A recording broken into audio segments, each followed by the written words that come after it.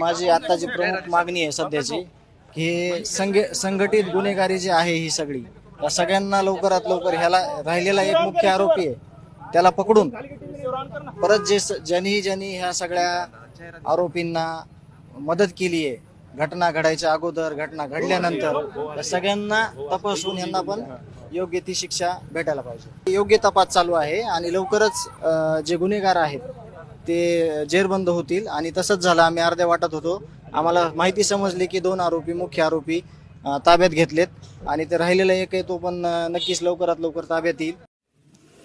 दैनिक चालू वार्ता वृत्तपत्रासाठी आणि न्यूज चॅनलसाठी संपूर्ण महाराष्ट्रात पत्रकार नेमणूक सुरू आहे। आपण इच्छुक असाल तर खालील दिलेल्या नंबरवर कॉल किंवा व्हॉट्सअपवर मेसेज करा। छोट्या जाहिराती मोठा फायदा।